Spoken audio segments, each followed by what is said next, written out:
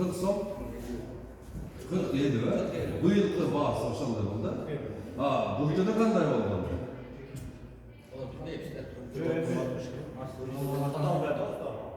Biz jegenge көп.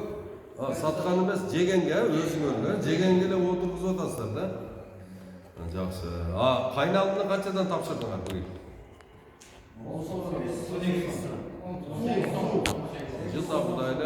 Жылдагыдай эле ошол бир неменин 10 центтин тегерегиндеги баа экен да, 15-10 центтин. Бул деген өтө аз баа да. Силердин кайналыңарга берилген эң арзан, эң начар баа ушул болот да. Туугандар, эми эгерде силер бардыңар жапа тырмак жакшы жазгы алма отургузсаңыздар да, жазгы алма. Ошол алманын баасы 30 сом кетет эле да, жок дегендечи. Болбоду дегенде. Ошого силер туугандар кайналынын ордуна эрте быша турган алма отургузсаңыздар. Анан эрте быша турган баягы өрдөк тукум деп коет, өрүк бар го? Ошондой отургузсаңыздар. Анан кийин дагы мына лето деген кайналы бар да. Мына таластыктардын дагы бир кара кайналысы бар, чоң болот. Ошондой отургузсаңыздар казактардын рыногунда өтө жакшы кете турган 3 мөмөнү выбирать этип туруп, силер мына Кыргызстандын бардык базарларында өзүңөр билесиздер, ошол июнь майдан баштап июнь-июлга чейин өзбектер менен тажиктердин гана товары сатылат да. Кудум эле ошондой климатический шартта биз жашап туруп, ошол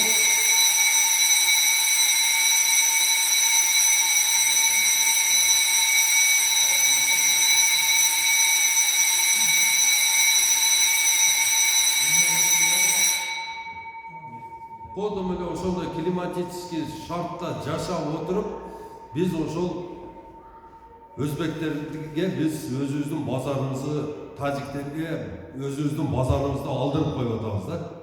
Ошого туугандар, эрте бышар мөмө жемиштерге өтүшүңөр керек да. Силер ошого жакшы көңүл бөлгүлө. Силерде кышкы алма болбойт. Кышкы алма силерде пөк болуп калат да. Жерде кышкы алма болот, майда болот. Майда болбойбу? Жерде жакшы болот. Немеси канча болот? Неме, түнкү температураңар канча? Бир Кышкызынбы? бир 7 Жок, түнкү температураңар жазда түнү салкын болобу? Салкын болот да. Күндөсү ысыга, ондо силер кокон гилес отургузсаңар керек экен. Кокон гилес силерге жакшы түшөт да. Ошого анда эркин мен айткан өрүк менен кокон гилес отургузсаңар керек экен да. Алманы эми мындайда туугандар, алманы бардыгы мына кышка сактай турган алмаларды мына Россия менен Казакстан 100 миңдеген гектарлар отургузуп атышат да. Эртеге ошол эгерде биз көбүрөөк алма өндүрүп ала турган болсок, ошол алмаларды биз сата албай калышыбыздын бир коркунучу бар. Биз аларга караганда биздин шартыбызда ошол өрүк, гилес, анар, шапталы жакшы болот. Ошол силер ориентир алганда сатканы жакшы боло турганда ориентир алышыңар керек да. Ошо эң арзан сатканда кокон гилес 50 сомдон кетет да. Эң кымбат сатканында ошол сливаң ошол зорго 30 сомго кетет да. Ошол жагына карашыңар керек. Эсептеп өзүңөр чыгарышыңар керек да, бардык эмени. Отуруп алып буну. Мынаны эртеге биз ошону өндүргөндөн кийин каяка сатабыз, не болот, ошолордун бардыгын мына базар сураган эмени отургузушуңар керек да. Бирок эгерде мына 1-майдын шартындай, же болбосо мына базар коргондукундай, же Нокендикиндей эң биринчилерден болуп чыгарса, ошол алма, өрүк, слива, кокон гилес ошол төртөө тең жакшы кетет. Ошон үчүн туугандар, мына алмага караганда кокон гилеске көбүрөөк көңүл бөлгүлө. Кокон гилестин базары жакшы болуп атат. Алманын, кышкы алманын машакатын билесиздер, өзүңөр. Onu холодильникке салыш керек, onu сортировка кылыш керек 1-2 жолу. А берке кокон гиласты бир эле жолу терип бересиңер дагы кутуласыңар. Калган малда жерди багып, ошонун астына органический баардык эмени салып аракет кыла бересиңиздер. Анан дагы бир айтып кое турган нерсе, бул жерде туугандар, мына химикалык обработка менен биз азыр жерлерибизди мындай арыктатып алдык да. Азыр жерлерди мына Мухтар айтты, немен 1-май өкмөт айтты да, неме деди? 17 экен деди да. Барнетте. Элестесиңер 17 деген не? 20 экен. Бул деген ал жерге эчтеме болбойт деген неме да. Анан ошол жерге үйрөнсек, ошол жерге дансек, ошол жерге биз мындай акча коротуштан мурунураак ошол жерлерди биз багышыбыз керек. Бакканда кандай? Азыр багат десе кайра эле ошол селитра, кайра эле ошол мячевина, кайра эле ошол эмени иштетпеңиздер туугандар. Азыр бүгүндөн баштап үйгө барып өзүңөргө жер семиткич даярдаңыздар. Өзүңөргө лайык кылып 2ге 2 яманы астын 1 метр кылып түшүрүп чукурлугун. Анан ошол жерге көңдү салгыла. Ошол жерге жалбырактарды салгыла. Ошол жерге кошкурт дейбиздерди, малдан калган. Ошону салгыла, суудан толтуруп куйгула. Анан кийин ошол жерге мына эгерде жаллабатка заказ берсеңиздер, биолигин менен триходермин деген ошол органический департаменттин өзүнүн 2 препараты бар. Ошонун алып келип туруп, баягыны экөөнү куюп, 10 литр сууга баягыны бетине чачып салгыла. Суу менен кошуп. Баягыда микроорганизмдер пайда болот дагы, баягыны полностью микрофлора кылат. Полезный, силерге жардам бере турган микрофлора кылат да. Ошону именно ошол көчөтүңөрдүн астына ошол жерге айлантырып, же болбосо ай формасында кылып казып туруп, бая жерге салып чыгышыңар керек. Эгерде көчөт кичинекей болсо, эгерде дарак болуп туруп, шагы шунча болуп калган болсо, ошону мынабы шакты мындай карайсаң, мына лампочка шагы, дарак болсо он жерде турат, мына дарак. Шагы мына телевизорго жетип калды. Ошо телевизордун астын казасы бар. Биз эмне кылабыз? Оозу мыягында турса, биз баягы дары-дармекти белге бере беребиз да. Сууну да белге бере беребиз. Бел кантип суу ичсин? Бел кантип азык алабыз? Мына ошо оозу дарактыкта. Ошол высокорослый дарактын оозу эмнеде? Азыр эми мен силерге пока силер карлик, поликарлик отургуза элексиңер да, отургузсаңыздар дагы аз. Азыр берки чоң высокорослый даракты багыштын жолун айтып атам да. Азыр мисалы кайналыңар, кайналы эмнеде баш немеси ствол эмнеде турса, кайналынын шагы эмнеге чейин жеткен болот да. Мына ушул жерди казыш керек, ушул жерди сугарыш керек. Айлантырып туруп, арык кылып туруп, сууну бияктан киргизе, ошону берсида тегеретип анан чыгарып бериш керек сууну. А биз болсо түгүнө беребиз сууну, суу белге тиет, белден өтүп кетет, оозго жетпейт. Иче албайт да. Жөн эле суудан дагы жок, азыктан дагы жок, эч нерседен жок. Анан одан биз эмне түшүм күтүп отура беребиз. Ошон үчүн туугандар баардыгын, ушунун баардыгын окута турган азыр шакаптар группасын ачтык да. Шакаптар багбандар биримдиги. Ошону түздүк. Ошол группага киргиле дагы ошол жерде күнү түнү ошол жерде ички ара өзүңөрдүн бул жерде жакшы багбандарыңар бар. Ошолорго тынбай суроо бергиле. Анан кийин биз о жерге өзүбүздүн группага ошол жерге 5 адам кошобуз. Биринчиси ошону биологический, ошону семирткич, ошол үйрөтөт бирөөсү. Бирөөсү ошол биологический дарылашты үйрөтөт. Бирөөсү ошол көчөттү тандашты үйрөтөт. Кайсы көчөттү тандасак, биз эртеге ошодон күйүп калбайбыз. Ону үйрөтөт. Бирөө болсо ошол көчөттөрдү кандай кылып ошону обрезка кылышты. Ошону үйрөтөт. Бирөө болсо ошол көчөттөрдөн чыккан мөмөнү кантип сатыштын маркетингин жүргүзөт да. Ошол 5 киши, 5 специалист бардык азыр мынабы Лейлекте болдук, Баткенде болдук, Кадамжайда болдук. Бардык группаларга ошол 5 киши кошулгандагы силер суроону бере бересиздер, волонтерлор алып туруп ону биздин чоң группага таштай берет. Чоң группадан дагы чоң адистер бар, алар жооп бере берет, силердин группаңарга жооп келе берет. Ошол 5 киши отдельный дагы силерге жардам берип турат. Ошол жерде тынбай суроо жооп болуп турат. Эми бул жерде баягы силерде даракты кандай отургучту үйрөтүштүн кереги жок. Бизге чейин 1000тасы келип кетти. Мындай отургузат, ону ошол туура айтып кетишти. Ошондой кылып отургуза бересиңер. Эми бул дарактардын кандайын тандайбыз деген жерде, мына эгерде силерде зимний алма боло турган болсо, бул жерде тоодо жерлери барлары бар да караңар да. Олар Red Chief, Golden Delicious, анан Granny Smith деген зимний алманы отургузсун. Менин оюмча силерге ошол эрте пыша турган ошол июнда, августтон башында, июлдун ортосунда пыша турган Gala Mast деген алма бар да, силерге менимче ошол жакшы түшөт да. Жер ысык да, мен билем. Бул жерге слива пышканда келгенмин. Ошондо дагы бир 30-32 градусту кармап турат эле да, өтө ысык эле да ошол кезде. Слива пышкан кезде. Бу жерге по-моему баягы эме туру келбейт да, менин оюмча.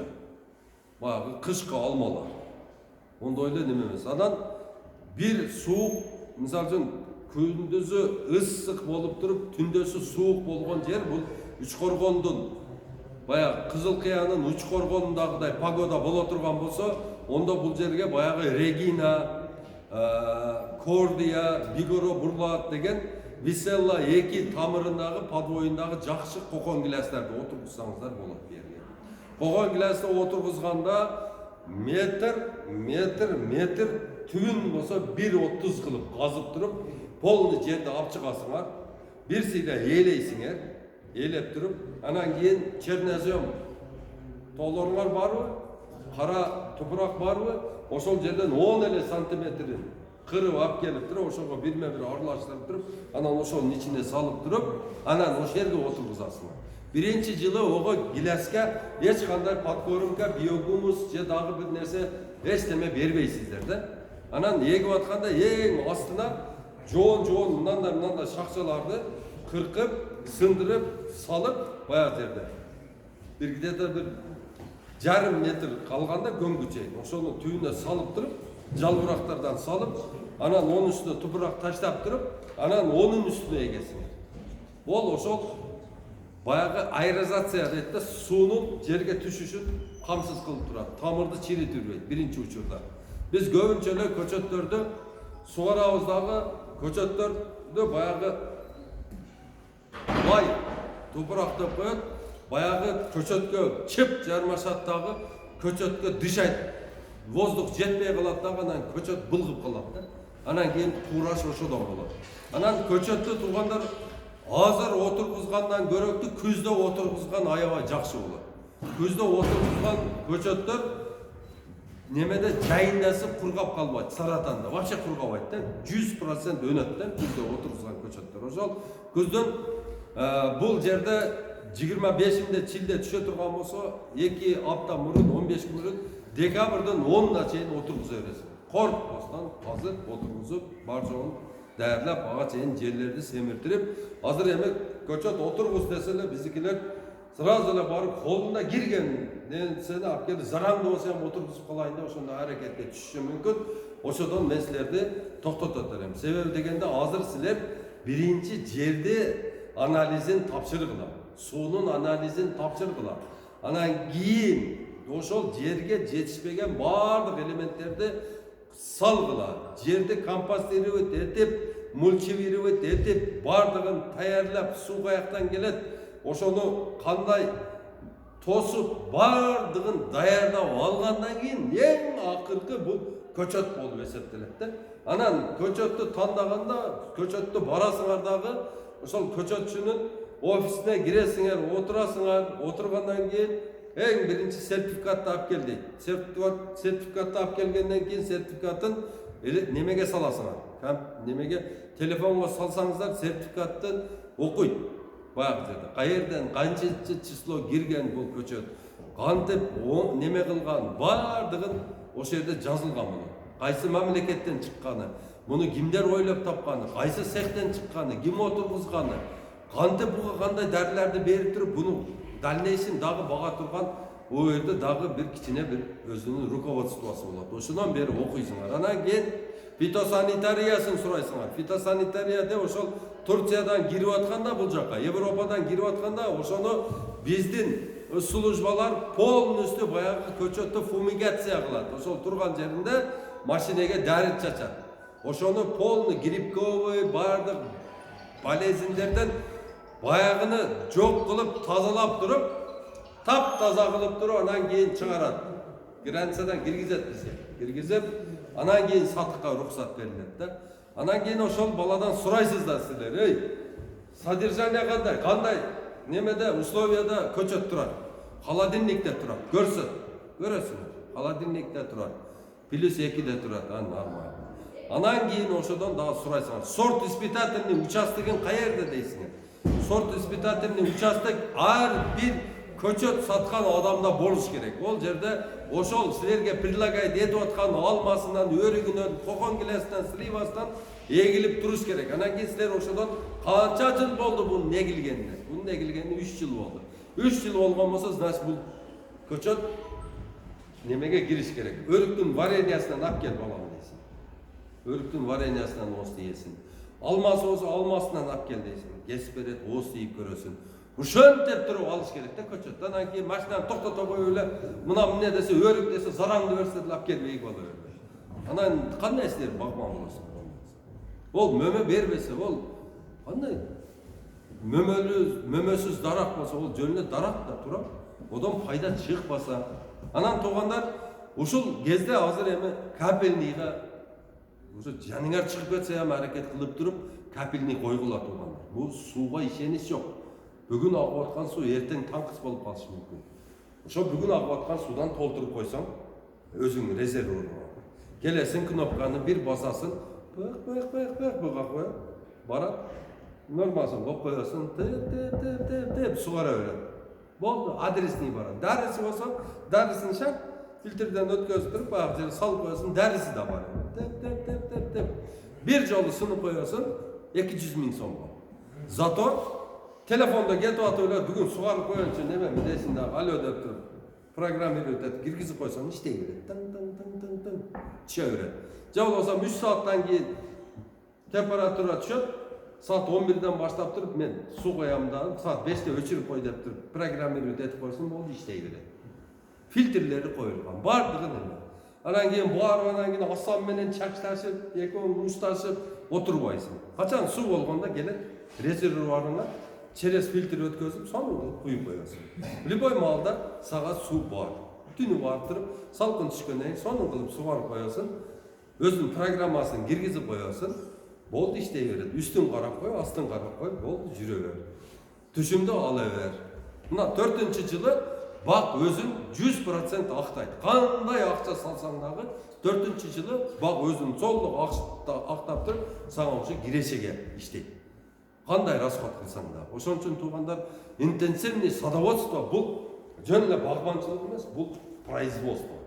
Интенсивный садоводство бул целый предприятие. Интенсивный садоводство бул ошол адамды мындай материалдык зависимостьтан чыгара турган бир жакшы бир жол да. Интенсивный садоводствону азыр башка мамлекеттерде шунчалык бир өнүктүрүп жүргөн, биз дагы ошого аракет кылышыбыз керек. Бунун мисалында мына Польшаны айтып көрөлүк. Польшаны эмне 30 жыл мурун Польшаны итам тааныбайт эле да. Польшаны ошол европейстер, ошол Европага кирсе, ушунчалык европейстер немеде мындай жиркенет эле да польшалыктардан. Азыр болсо Польшаны Евросоюзга кошкусу келип атат. Себеби эмнеде? Себеби ошол Польшада багбанчылык аябай өнүккөн дагы ошол мамлекет бай болуп кетти да. Багбанчылык менен Россияга гана алма ташып туруп ошолор өттө путуна туруп кетти. Азыр Польшанын алмасын Европа талашып жеп атат да. Ошону ким кылды? Ошону Америкадан, түбү польшалык бир Америкадан келген киши президентке советник болуп калган экен. Ошол киши кылды да. Азыр мисалы үчүн ушундай учурда азыр мага мына Сооронбай Жээнбеков мени советник кылып ала турган болсо, кудду ошо Польшадагы бум бизде да болот эле да. Себеби дегенде бул мамлекеттин колдоосуз мындай иштер болбойт. Бардык ушул бизге келип аткан ушул каражаттардын бардыгы бул башка иштерге бурулбастан мына багбанчылыкка берилиш керек да. Бизде деген азыр 1,5 миллион гектар жерибиз бар, өздөштүрүлгөн. Ошодон тышкары дагы биз 1 миллион жерди биз дагы бак кылсак болот да. Мына шартты сугаруу менен. Ушунанын бардыгын кыла турган мына биз элбиз.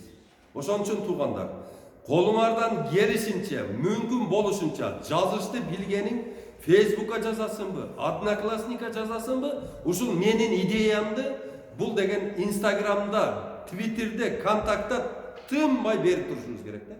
Багбанчылык бул бизди жакырчылыктан алып чыгат. Багбанчылык бизди башка мамлекеттерге таанытат. Багбанчылык биздин экологиябызды оңдойт. Багбанчылык менен биз эгерде органикалык багбанчылык кыла турган болсок, bizde den soğuk bolot. Egerde biz organikalık bagbançılık kıla turgan bolsok, bizde azırkıday öte orular çok bolot. Tugandar biz çındığında gelgende hazır 60 milyon dolarlık Kıtaydan alma alıp jeydigemiz. Şu işenesingер. Biz özümüzdün içki rынокты dagı толтура албайбыз да. А biz eksportқа çıkabız deybiz. Sadık olayınlar. Biz özümüzdü badam menen abis beştete albayız. Biz özümüzdü cüzüm menen abis beştete albayız. Bizden özümüzdün almamız özümüzge jetpey biz başka memleketten almamız. Sonra ki biz bak kıl dese kayaka satam degen suroo menen biri-biribizdi şu kapa kılıp aytабыз да. Tugandar, içki rынок деген бар. Ya balan misal üçün günlüge bir yerden alma jeyelbese, значит sen özüңdü alma menen kamsız kıldım dep aytпашың керек да. Her bir үйde bak boluş керек, tugandar. Mına hazır Borboraja Bagbanlar birimdiginde Altınbek Ergешев деген биздин ошол жерде менин заместителим бар. Ошол баланын ушул учурда өзүнүн her bir үйгө бак деген өзүнүн программасы бар да. Бұл программа 1 сотикке бак тиге турган программа бар. 2 сотикке тиге турган бар. Ошентип 30 сотикке чейин мына приусадебный дейт да. Өзүңдүн үйүңдүн жанында участок бар го. Азыр мисал карап турдум, Шакаптарда эң участкасы жогунда эле бир 30 сотик бар окшойт да. Эң 30 сотиктен туугандар Европада 30 сотиктен 25 000 доллардан киреше алып атат адамдар. 35 мына 30 сотиктен. Ошону биз өзүбүздө кылып койсок болот. Кодум эле ушунун бардык программасын биз түзүп койгонбуз. Бизге обращаться кылыңыздар. Биз ошол программаны силерге бекер бергенди даярбыз. Ошол программаны иштетип туруп, үймө-үй жүрүп туруп, bir аймак bir мөмө деп президентибиз айтып атат. Ошол программага киргиле деп атат. Себеби дегенде президентибиз өзү дагы бакпаган киши да. Биздин президентибиз. Биздин президентибиздин азыр жарлыктарын бардыгын аткарып туруп, ушул аймактарды өнүктүрүүгө азыр бөлүнгөн акчалардын бардыгы ушул бакка бөлүнө турган болсо, ушул жерде мына канчалаган адамдар жумуш менен камсыз болот. Канчалаган адамдар ден соолук менен ошол өзүнүн бакчасында жүрүп ден соолук алат. Бул бактын фазилеттерин айта бере турган болсок, бул чексиз фазилети бар. Бунун эң чоң фазилети бул акыретте бизге чоң сооп бере турган бул бирден бир ибадат болот да. Бул дүйнөдө жасалган. Туугандар, силер баг отургузганда каяка сатам деп коркпоңуздар. Эгерде бизде ошол өлүктөр, ошол эле кайналуулар, алмалар бар жок көбөйө турган болсо, бизге ушул жерге чоң заводдор, перерабатывающий заводдор курулат да. Мына дагы көп айтып атам ушуну.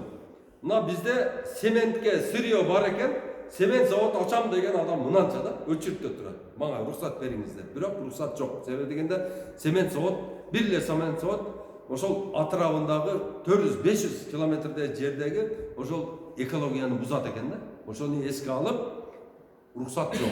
Мына биздин чөлкөмдө бардыгыбыз бирдей мөмө өстүрүп, ошого объемго, сырьего чыга турган болсок, сөзсүз түрдө заводдор, фабрикалар ачылат да. Биз иштеме жок. Биздин огородубузда турган 4 кайналууга бирөө консерва завод ачабы? Ачпайт турабы? Эгерде бир аймак бирдей өрік же қайнаулы бола тұрған болса, ошол жерден ең эле аз шыққанда бір 500 миң тонна шығып тұра тұрған болса, ошондо адамдар келіп тұрып, ошол жерге завод, ошол жерге консервный завод, ошол жерге сок кыла турган бар жок ачылат. Ошон үчүн сырье менен камсыз кылыш үчүн эң биринчи кадамды мына багбандар биз ташташыбыз керек да. Мына ноокатта ошол жерде бир дагы түшкөн алманы жерге ысырап кылбай, эшек жебей, мал жебей, бардыгын азыр ноокаттыктардын алмасын натурал деген сок чыгара турган бир кичинекей мини завод ачылган, бирок ошол жерде дагы ошолор не бир жылда 500 тонна сок өндүрүп атышат ошо балдар. 500 тонна. Ошол үчүн туугандар мүмкүн болушунча биз мына ноокаттын алмасына ишенип ачты да булар дагы. Эгерде бизде дагы ошондой мөмө жемиштер көп отургузатылган болсо, мына жерде ишканалар ачылат. Ошол ишканаларда кайра эле өзүбүзгүлөр иштейт эле. Ошон үчүн туугандар эң биринчи биздин саясатыбыз сорт тандоодо адашпашыбыз керек, көчөт тандоодо адашпашыбыз керек.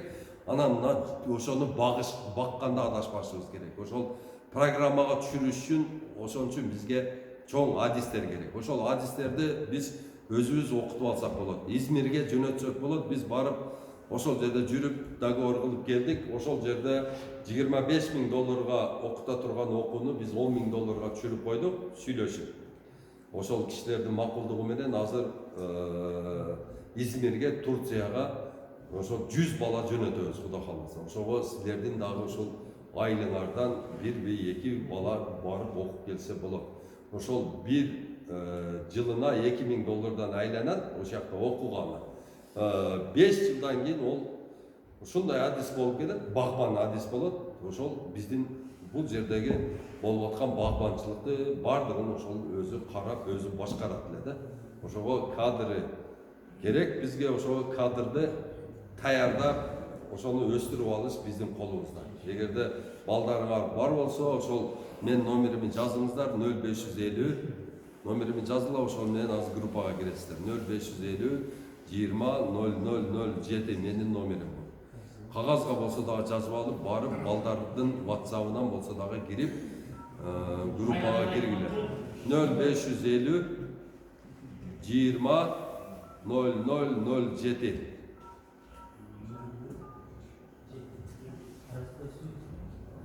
Şu номер менен киресиздер дагы. Абдулла деп сохранить этесиз. Эми туугандар, суроо жоопко өтсөк, силердин өзүңөрдүн багыңарда кичине анча-мынча бир кыжалачылык болуп атканды, же бир кандайдыр бир жүрөктө бир чечилбей, бир ойлонтуруп жүргөн бир маселелер бардыр, айтыңыздар. Ошого карата калган чогулушубузду ошого жараша акырын улантайын. Бизде жаңатан деген алма бар да. Бойка. Ошо кандай келечек? Эми Бойканы ошо Никола Бойко деген, Александр Бойко деген бир орус киши тапкан экен, Бойко деп. Ошону мен дагы жеп көрдүм, Бойко жакшы алма экен. Мындай анан түшүмгө киришин, андай мындай характеристикаларын билбедим. Берки ага караганда, Бойкого караганда мына мен сунуштап аткан баягы Red Chief, Golden Delicious, анан Granny Smith деген алма дүнүйө тааныйт да буну. Любой жерге барып туруп, кандай алмаң сенин десең, меники Red Chief десең, Red Chief дейт. Давай дейт да, алат да. Анан Бойканы жакшы тааныбайт экен базарда. Бойканы себеби дегенде, мына немеге Москвага балдар апарышты да, апарып неме кылган экен, бардык алмаларга салыштырып көрүптүр да, биздин алмаларды. Салыштырып көрсө, бирөөсүнө ham түшкөнүптүр. Анан кайра эле ону мигранттарыбыз өздөрү алып жешти да. 70 рубльден, 100 рубльден алып жеді. Азыр Red Chief'tin азыркы ошол немеде Ашанда турган басы 400 рубль да, азыр 1 килосы. Ашанда турат. Ол сагорозной же карликовый? Ол карликовый. Red Chief деген алма. Мен айтып берейин, бизде ошол азыр айтып аткан алма өтө түшүнүү.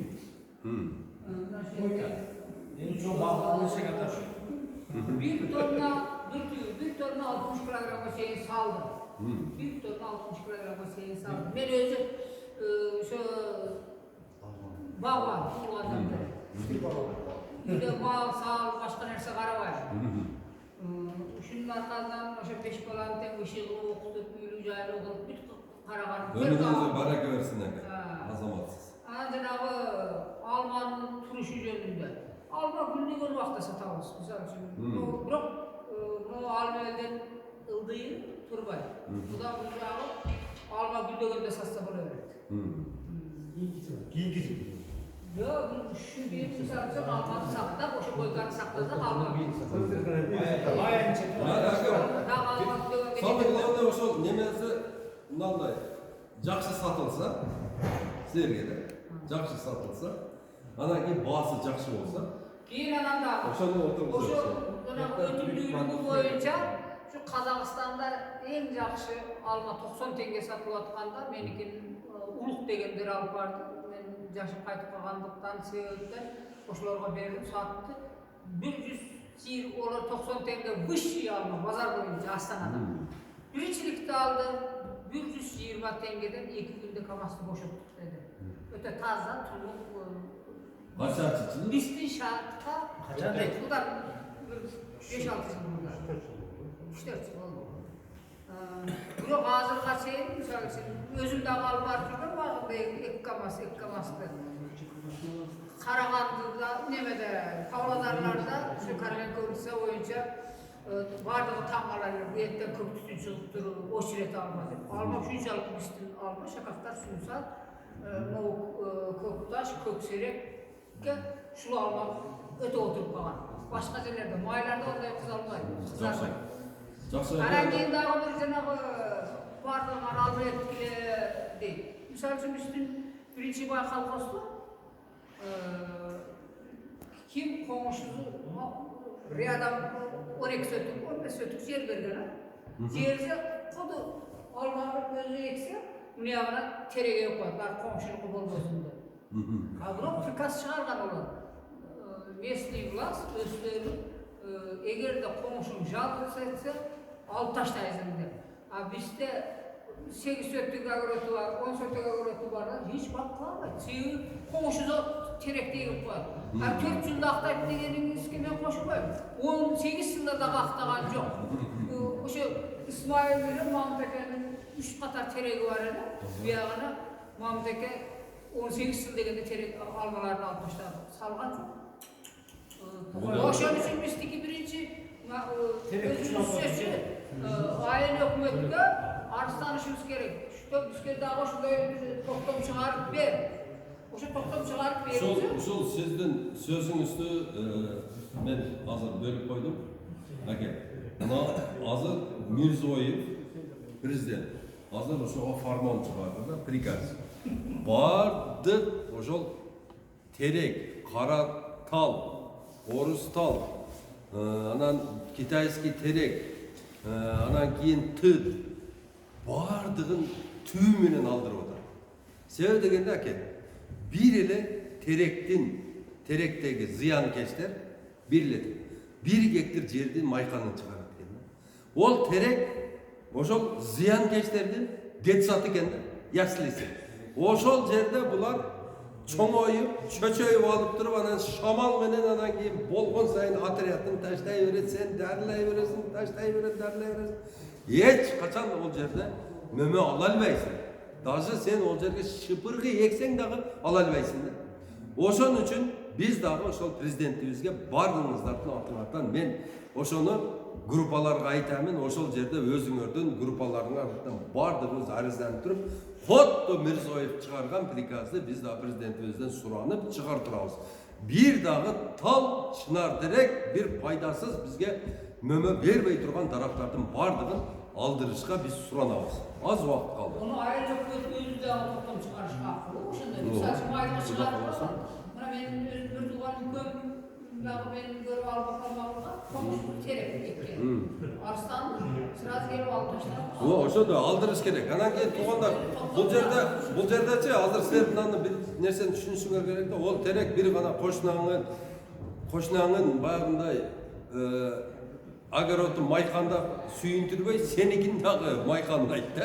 Sen onu menen özüңө да зыян кылып атасың. Ошону туура түшүнүп азыр ушул менин сөзүмдү ошол жеткиргиле элдерге туура түшүндүргүлө. Тууганым, Мынаның içinde бәләбәтәрдің бардығы çoğulu болады екен, қыштайды екен. Анан кейін жазда болса бұл жыл бірінші немелерінен азықтанып алып, күштеніп алып, анан bu жаққа таштайды екен. Gelgile туғандар деп, шуны тура түсіндіріменен алдырайды туғаны. Анан әке, бая сіз айттыңыз ғой, мен дағы biz дағы Борбор-Азия бағбандарды өзіміз бағындай сорт испытательный бақ қылғанбыздағы ошол жерде баяғы мен айтқан Алтынбек Ергешев деген үкәм ошол бақты қарайды. Ошол бақта ошол үкәмін азыр 5 түр алмасы бар да. Ошолда Неретчив бар, анан Golden Delicious бар, Гренни Смити бар, анан Айдерети бар, анан кейін баяғы Гала Маск бар да. Гала Маскты поликарлиги и карлиги дагы бар да. Анан аба мындай болду. Баягы айдаретін 50 сомдон сатты. Анан берки Редчив, Golden Delicious-син 100 сомдон сатты. Буну бардыгын ким алып атат дебейсиздер? Фрунзе деген магазин алды. Фрунзе магазинде ошо меники баягы бурдагы 150 сомдон сатты. Фрунзе магазинди алып, ошону келиргеден баштап уже договор кылып, бардык немелери ошо Фрунзе магазинге кетет. Анан дагы мына эң кызыгы аке азыр айтып берейин. Бала Гала Маск деген алмасы бар го. Баягы как раз той топурда пышат экен да. Июлдун 15-инен баштап туруп, августтун 15-ине чейин болот экен да. Ол алманы ошол местасында 68 сомдон жулуп эле немеге таразага коюп берип атты да. Ошон үчүн туугандар Гала Маск деген алманы силер бир көрсөңүздөр, ошо фонун арга коюп койгонмун, кызыл алма болот, мындай Гала Маск деген. Ошо фондо турат. Ошону көргүлө. Ошо силерге алма болот. Поликарниковый боюнча ошо Крымсон. Стар Крымсон. Поликарниковый поздний сон. Бизге жакшылык отурар экен. Ооба. Эми жанагы мен акерлеткенден кийин ошо жылы салган чындыгында салган эмес. Жана суда калгандыктан, бир-эки түп жана туура эмес эгилип калгандыктан салып катырап күлдө берет. Тата өзү 3-3 жылдар салды. Кийин анан өстөрүнө жөнөтүп бердим. Кийин калганында канып отурдум. Бирок эртерээк пишмете окшойт бир дезип айттым. Айтсам айтты. Биринчи жыл, экинчи жыл саганда тез пишип кетет. Бирок кийин сактаган болот деп. Ооба. Эми биринчиси аке мындай болот да. Биринчиси бул технический түшүм, анан кийин базовый түшүм, анан 3-чү жылдан уже коммерческий түшүмгө өтөт да. Алма. Анан мына азыркы мен айтып аткан алмаларды ошо күзүндөсү алып алмасын чиштеп көрсөң багы пресстелген картонго эле окшош да, эми калат болот да. Ай ол эмне белән эгип алыпмын деп кызалат болосуң, бирок холодильникке коесуң, холодильникке койгондон бул холодильникте пиша турган алма ошол апрель-майга барганда баягыны тиштесең азыр үзүп алгандай суусу бетиңди чечирейт да, ошондой алма экен да бул. Кышта пиша турган алма экен да. Ошондой сортторду сунуштаганыбыздын себеби азыр Кыргызстанга келгенде эле покупательдер объем сурап атат да, объемсуз иш болбойт да. Анан ошого ошол жазгы жайкы алма деп туруп Гала Маск, анан кийин кышка деп туруп биз ошол Редчив, Golden Delicious, Гренни Смитти айттык. Эгерде тоодо местаңар боло турган болсо, ошондой отургузгула. Анан өрүктөн болсо Фабалия деген сортун тандадык. Фабалия сорту абрикос болот. Абрикос, Фабалия сорту. Ол куруйт дагы, ол варенье дагы болот. Аны мисалы үчүн компот кылсак дагы болот, адан сок дагы чыгат да. Ошо Фабалия сортун тандадык. Фабалия. Аябай жакшы мындай. Ол ак өрүк, ол чоң өрдөк тукум дейт, ону эрте пиша турган жерлерге мына айылдын ичине отургузгула болот. Эрте пишата, эрте акча болот. Сразу болот. Анан слива боюнча болсо Стенли деген сливаны тандап алдык, 3 килосунан 1 кило как түшөт. Анан кийин муну транспортировкасы дагы жакшы экен, кабыгы калың болот экен. Биз сабагы дагы узунураак болот. Жакшы немеке, Стенли деген. Анан Алмуруттан болсо Вильямсты тандап алдык, ошо Вильямс отургузган. Вильямс аябай жакшы экен. Эң неме, бардык жакшы сортторду тандап берип атабыз да силерге. Эртеге отургузсаңыздар, Вильямсты бир гана сиз отургузуп аткан болбойсуз, сиз Вильямс отургуздуңуз, Aynen ушул жерде Williams отургузуп алдым, эч ким билбейт дейсиң, бирок Williams'ты бардыгына таркайт. Эртеге сатканда менде 300 кг Williams бар, сенде 500 кг бар, буда 2 тонна бар, буда 5 тонна формировать этип КамАЗ жөнөтө бересиң. Стенли дагы ошондой кете берет, Редчип, Golden Delage дагы ошондой кете берет. Анан кийин алманын 3 сортун тандап алганыбыздын себеби азыр өзүңүздөр билесиздер, холодильник куруш өтө кыйын да. Акча өтө көп востребовать этет. А бизде 20 сорт алма бар да. Бардыгын мисалы үчүн бир камерага кое турганбыз, бири-бирин газдап таштайт да. Biz aliginde